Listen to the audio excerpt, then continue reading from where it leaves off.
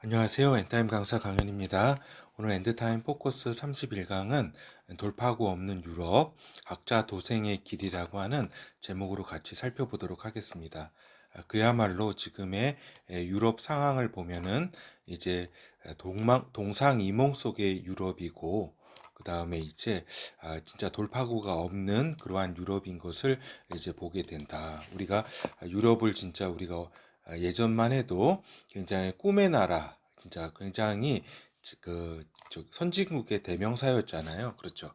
그런 나라가 지금 유럽의 지금의 여러 가지 상황이 그렇게 돌파구가 없는 자신들도, 유럽 자신들도 그렇고 세계가 바라보는 그 유럽의 모습이 그렇게 예전 같지 않다라고 하는 것입니다. 그렇죠. 그래서 이제 우리가 유럽 삼국지라고 하는 이제 영국과 이제 프랑스와 독일, 이렇게 영국과 독일과 프랑스의 모습을 이렇게 살펴보도록 하겠습니다. 결국에는 오늘 말씀드릴 핵심은 균열이 발생하고 있는, 그러니까 크랙이 발생하고 있는 유럽이다라고 하는 것입니다. 오늘 이렇게 살펴보는 것이. 그래서 이제 본어에 들어가면, 여기 본어가 빠졌네요. 예, 본어에 들어가면 이제 결국에는 허상 속에 사로잡혀 있었던 유럽이었다라고 하는 겁니다. 그렇죠. 그래서 결국 이제 미국, 소련에게 패권을 이렇게 넘겨주게 되었다. 그러니까 유럽의 패권은 언제예요? 결국에는 저기잖아요. 중세 로마 시대부터 쭉 이렇게 있었던 그 로마 시대의 패권이 유럽으로 서유럽으로 오고, 또 서유럽이 이렇게 계속 가지고 있었던 그 패권이 결국에는 뭐 일부 이슬람에서도 그러니까 아, 7세기, 8세기, 9세기에 그 이슬람의 도전도 있었지만 그것도 이제 잘 막아냈었고, 유럽이라고 하는 어떤 이제 세계 문명의 중심이 될 수 있었던 유럽이 이제 미국 소련에게 그 패권을 넘겨주게 된다. 그런데 그것이 남들이 뺏은 것이 아니라 1, 2차 세계대전을 통해서 유럽 스스로의 한계를 드러냈다라고 하는 겁니다. 결국에는 유럽의 번영은 결국 그러니까 몇천 년 동안, 그러니까 1000년 이상의 유럽의 번영은 결국 자기 자신으로부터 이루어졌다는 오만을 이렇게 가지게 됨으로써 1, 2차 세계대전을 통해서 이제 그 패권이 그러니까 미국, 소련에게 이렇게 넘어가게 한 것이다, 스스로. 그리고 이제 유럽은 이제 과거의 그 영화 속에 스스로를 이렇게 계속 가두면서 계속 어떠한 이제 그러한 이제 모습으로, 그렇죠. 어떻게 보면은 좀 망했으나 부자 있잖아요. 부자는 좀 망했으나 또 어느 정도 또 먹고는 살잖아요. 그렇죠. 3대는 간다 그러잖아요. 그것처럼 유럽이 그가 가진 이런 문화적인 여러 가지 모습이나 그 여러 가지 문화라든가 그런 어떤 여러 가지 그런 것을 가지고 있으면서 어떤 그 자부심 하나만으로는 좀 대단했었죠. 그렇죠. 그러나 2차 세계대전 이후의 유럽은 어땠어요? 그러니까 안보는, 그러니까 미국에게 그냥 의존한 상태. 그렇죠. 안보는 이제 미국한테 맡기고, 그렇죠. 그럼에도 불구하고 2차 세계대전 이후에는 냉전 시대에 나토라는 것을 통해서 이제 어느 정도 이렇게 작동을 했다, 나토는. 그러니까 그 소련이 굉장히 강했기 때문에 이곳에 이제 안보 위협을 느꼈던 유럽은 그나마 나토에 상당히 그래도 미국을 중심으로 해서 좀 뭉쳐 있었다라고 하는 것입니다. 그러면서 이제 자본주의 세계의 혜택을 향유했다라고 하는 거죠, 유럽이. 그렇죠. 유럽이 어떻게 보면은 세계의 어떤 역할보다는 이런 좀 어떻게 보면은 우리가 뭐 이렇게 좀 속된 말로 꿀 빤다고 그러잖아요. 안보는 미국한테 맡기고 꿀 빠는 어떤 그런 이제 그 어떤 유럽이었다라고 하는 겁니다. 그러나 유럽 자신도 그랬지만은 또 마음이 그렇게 편안한 것만은 아니었다. 그러니까 이 세계대전 이후에 유럽이 경제적으로 이렇게 부상을 하고 이렇게 되면서 동북아가 이렇게 부상을 하게 되면서 이제 냉전의 시대, 이제 심리적 타격을 받은 유럽이었다. 어떤 미국과 소련으로 패권이 넘어가서 서로 싸우고 있고, 또 자기는 또 어느 정도 살지만은 그 패권이 두 번째가 아니라 동부가 일본이 부상하게 되면서 경제적으로 부상하게 되면서 유럽은 또 심리적으로 타격을 받지 않을 수 없었다. 그래서 돌파구를 유럽 연합국으로 방향을 잡아서 이렇게 어떤 유럽이 하나의 연합 국가 연합의 형태로 이렇게 좀 그 덩치를 키워서 이 동북아에 대결하고 또 그 패권을 미국과 소련으로부터 이제 가져오려고 했다. 그러나 이 유럽 연합국의 어떤 이러한 비전과 이러한 방향은 이제 이번에 이제 코로나 사태라든가 지금의 여러 가지 우크라이나 사태 등으로 유럽 연합의 꿈은 이제 깨어지고 있는 상황에 있는 것이다라고 하는 겁니다. 그래서 이제 냉전 이후의 유럽은 어땠어요? 소련의 붕괴와 더불어 유럽은 이제 유럽 연합국의 기치를 들었다. 그러니까 1993년 11월 1일에 발효된 마스트리트 조약을 통해서 유럽 12개국이 먼저 국가 연합을 출범을 했다. 근데 지금은 지금 23년 2월 현재 27개국이 가입한 상태에 있고 약 인구 5억 명의 어떤 인구를 거느리고 있는 국가 연합으로서는 상당한 국가 연합이다. 그러나 이제 소련의 붕괴로 이제 안보 위협이 이제 약화되었잖아요. 그렇죠? 그 1991년 그렇죠.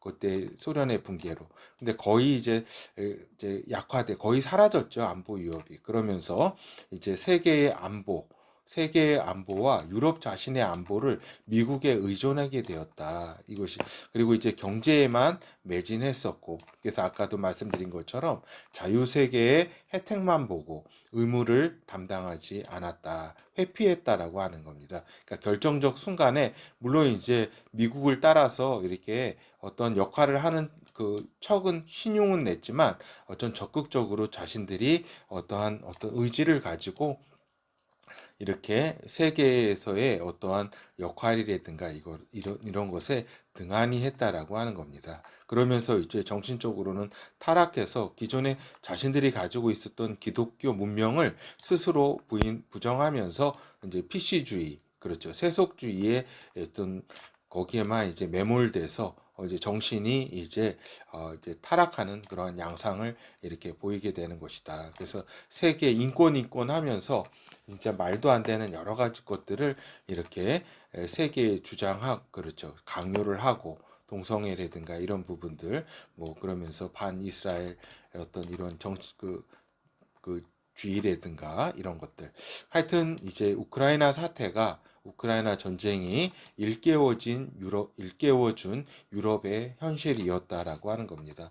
그래서 결국에는 이 우크라이나 전쟁 사태를 통해서 군사적으로 무력화된 자신을 발견하게 된다. 그래서 어느 정도 경제적으로도 됐고 또 안보도 이제 괜찮고 이제 유러피언은 이제 그를 우리가 달성할 수 있어 유럽 연합으로 이렇게 어떤 국경을 서로 열고 그 다음에 경제 공동체에서 이제 정치 공동체까지의 어떤 실현을 이렇게 꿈꾸는 이러한 유럽이었지만 이제 먼저 군사적으로 무력한 자신을 발견하게 되고 그리고 이제 코로나 사태는 그 자체로 경제적으로 심각한 타격을 주었다. 유럽에 이제 타격을 주고 또 러시아에 의존했던 너무나 이제 어떤 안보 의식도 없고 이러한 국제적인 감각도 없이 러시아에 너무나 의존했다. 에너지 공급망을. 그래서 그것이 이번에 우크라이나 사태를 통해서 붕괴가 되면서 이제 그 유럽은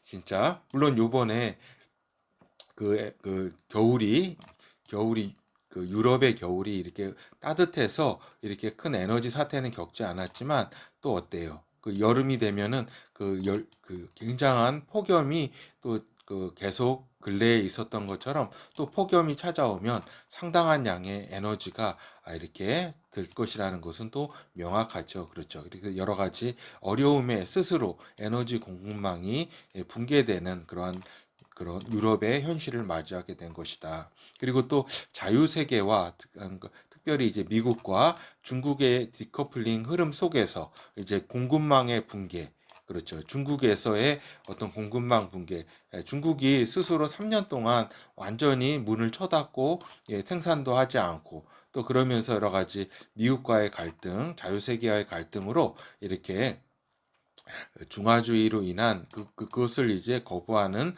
이제 패권 다툼, 그렇죠. 그걸 인해서 공급망이 이제 붕괴가 되면서 경제적으로 상당한 이제 값싼 가격으로 공급받던 유럽 또한 이제 경제적 타격이 불가피하게 된 것이다라고 하는 겁니다. 그래서 이제 미국의 이제 학자 제러미 리프킨이 유로피언 드림을 이렇게 쓸 정도로, 그러니까 유럽 연합국의 어떤 비전을 보면서 그 다음에 유로피언 드림이 이제 실현될 것으로 이렇게 이야기했지만 결국 이것이 유로피언 드림이 허상이라는 것을 깨우치는 데는 그리 많은 시간이 든 것이 아니다. 지금부터 한 3년, 4년간의 이 급격한 지금의 변화 속에서 급격하게 유로피언 드림이 허상이라는 것이 드러나고 있다라고 하는 것입니다. 그렇죠.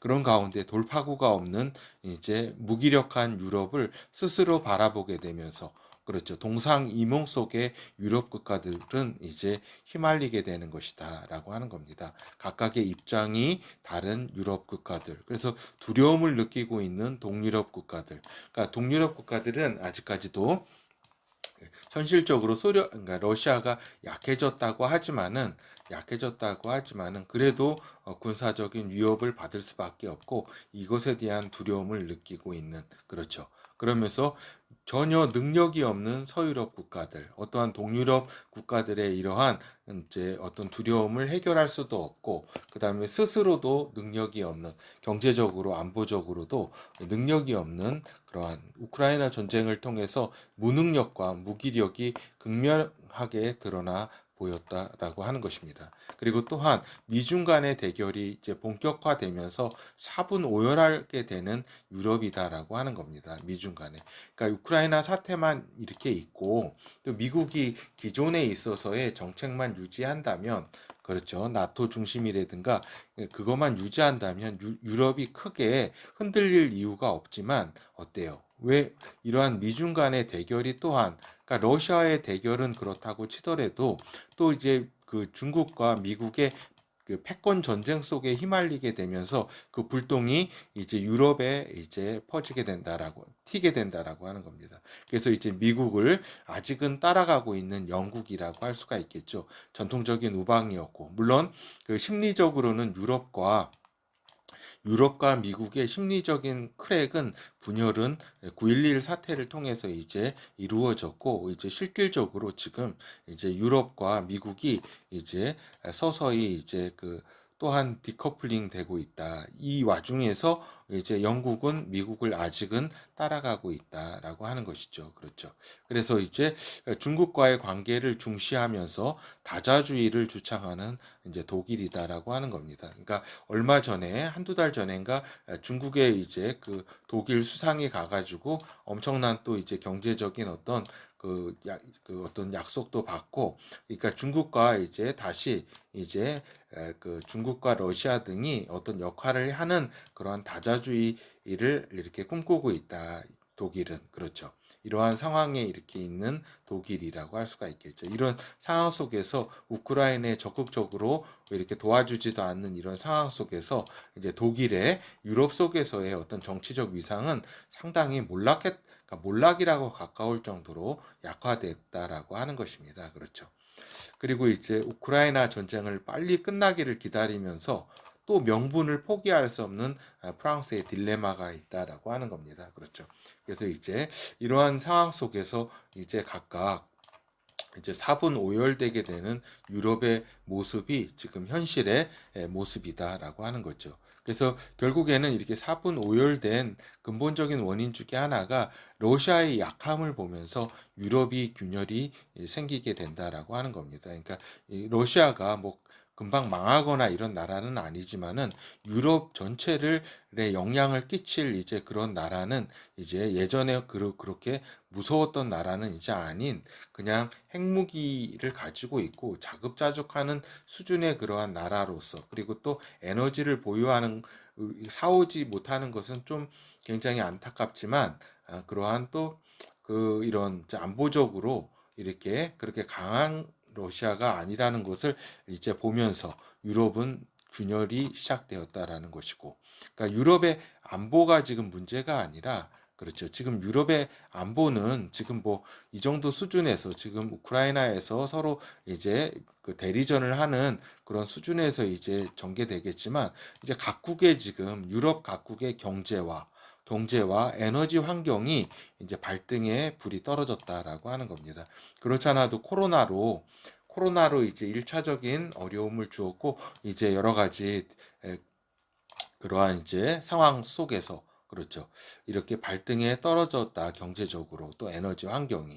그래서 지금 터키나 일본은 지금 어때요? 자연재해, 지진으로 지금 어려움을 이제 겪고 있으나, 유럽은 이제 이거는 이제 정치적 판, 영국판, 독일판, 프랑스판이 이런 정치적 판이 크랙, 균열이 지금 발생한 상태에 있다라고 하는 겁니다. 크랙이 이제 생겼다. 그래서 결국 여기에는 미국이 이제 자국 중심주의 이러한 정책도 한몫한다라고 하는 겁니다.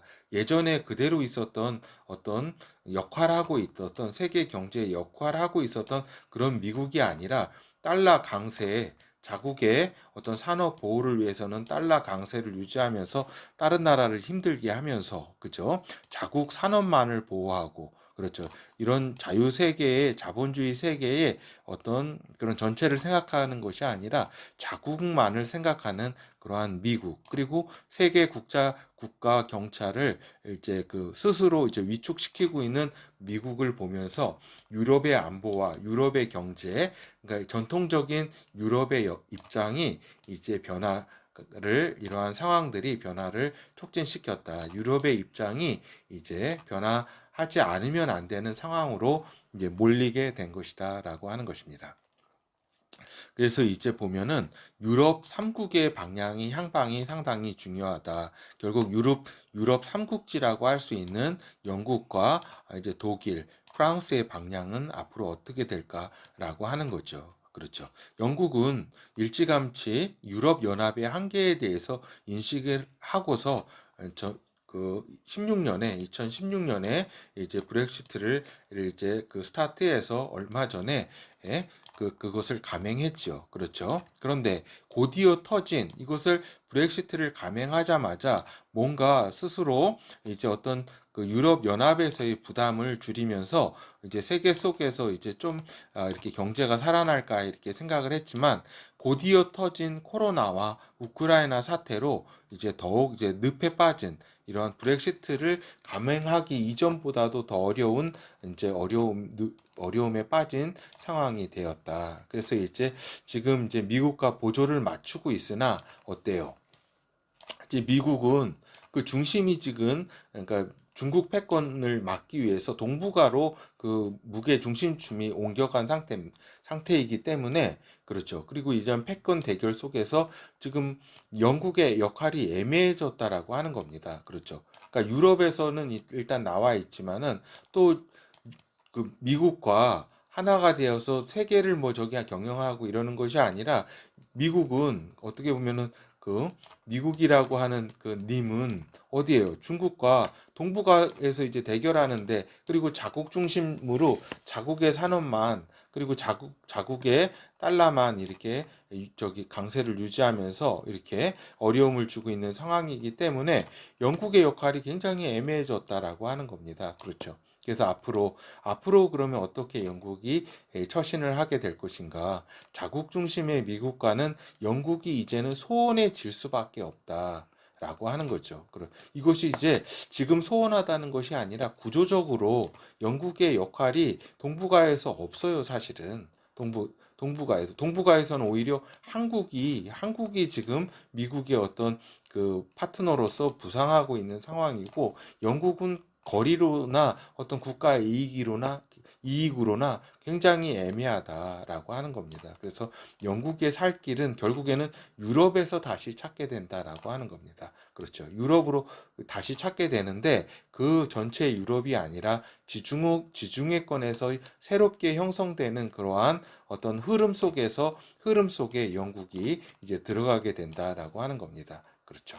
그러니까 요거는 이제 지금 당장의 일이 아니라 이제 앞으로 우리가 곧 맞이하게 되는 것은 미국과 영국이 그 구조적으로, 그러니까 정치 지정학적으로, 군사 지정학, 세계 지정학적으로, 경제 지정학적으로나 이제 소원해질 수밖에 없는 그러한 구도 속에 있다라는 것을 말씀을 드리는 겁니다.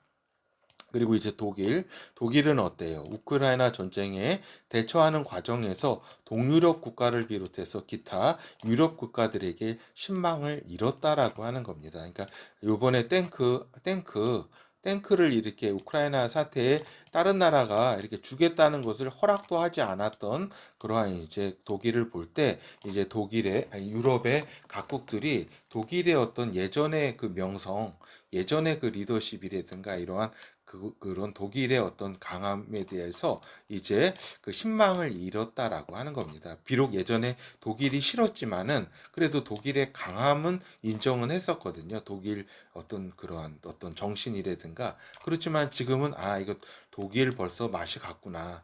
중국이나 이제 러시아 이제 다자주의나 외치고 있고, 응? 벌써 그 에너지를 이제 러시아로만 이제 의존하려고 이렇게 하고 이렇게 이런 이제 모습들을 보면서 이제 안 되겠구나 이렇게 생각을 하게 되는 거죠. 그래서 이제 독일은 계속 이제 중국과 러시아 등과 여전히 다각주의 노력에 기울일 것으로 판단이 된다라고 하는 겁니다. 이런 과정에서 껌껌이 이제 미국과 부딪히겠지만은 이제 겉으로는 이제 미국에 대항하지 않는 그러한 모습을 취하면서도 다극주의에 이제 마음이 가 있기 때문에 나중에 언제든지 이제 미국을 이제 뒤통수를 칠 준비가 되어 있다라고 하는 거죠.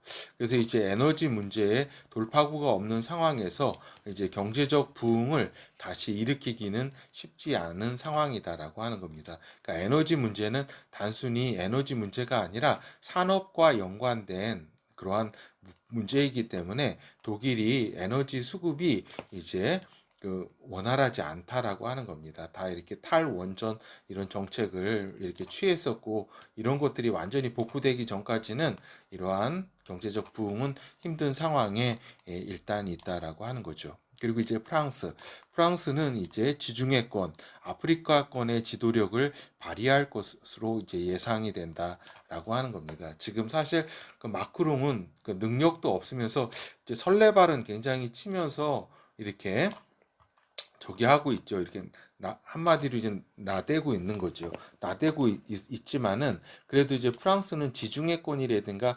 아프리카권이라든가 이렇게 진출할 수 있는 여지가 있는 그러한 이제 좀 입장에 있다라고 하는 겁니다. 그러니까 다른 전통적인 유럽과의 어떤 협력의 어떤 강화보다는 그 지중해권의 어떤 개척이라든가 전통적인 아프리카권의 개척을 통해서 이제 프랑스 그 나발이라 그러죠. 그것을 이제 확대시키고자 하는 경제적으로 이제 거기에 이제 어떤 좀 강한 이제 방향성을 갖고 있다라고 하는 거죠. 그래서 이제 독일의 상황과는 다르게 일정 부분 비빌 이제 지역권이 이렇게 존재한다라고 하는 것입니다. 그렇죠. 그래서 결국에는 지중해권과 아프리카권 속에서 이제 그 영국에게 너희가 이제 괜히 그 미국 따라가지 말고 이제 우리와 같이 좀 이렇게 지중해권에 이렇게 참여를 이렇게 하고 너한테도 어느 정도 지분을 줄 테니까 우리와 같이 하자라고 하는 이렇게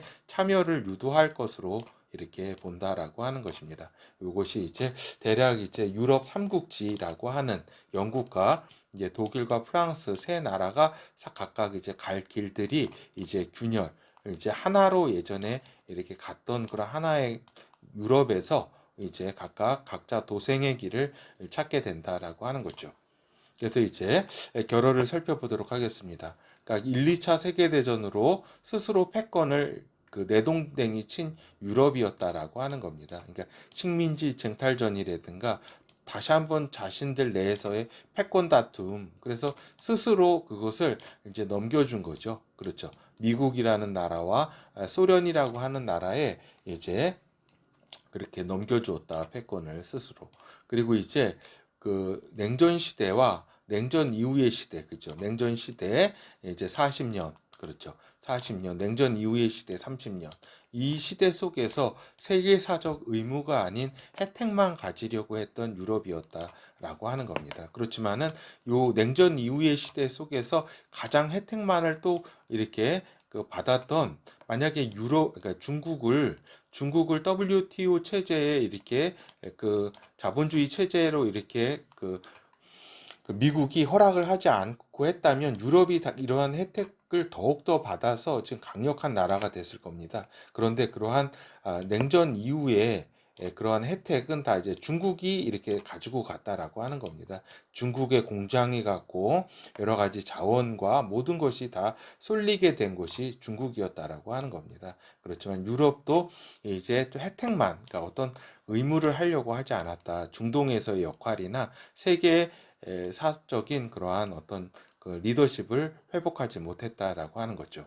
그래서 결국에는 그 것은 번지르르 했지만은 우크라이나 전쟁으로 인해서 허상 유럽이 드러났다라고 하는 거죠. 그래서 지금 각자 도생의 분위기 속에서 완전히 비전도 이렇게 이제 없고 돌파구가 없는 유럽의 그런 상황 속에서 영국, 독일, 프랑스의 균열이 지금 일어나고 있다라는 것입니다. 그렇죠. 그래서 이제 이 부분은 이제 일반적인 일반론을 말씀드렸고, 이제 엔타임적 시각에서 볼 때, 그렇죠. 이거는 지중해권의 열불의 출현이 그렇게 머지 않았음을 우리는 이제 감지하게 된다. 그렇죠. 그래서 이러한 상황 속에서 프랑스가 그나마 자신의 역할을 찾아서 이러한 어떤 지중해권 어떤 그 정치 경제권을 형성하는데 어떠한 역할을 찾을 것으로 본다라고 하는 겁니다. 하여튼 오늘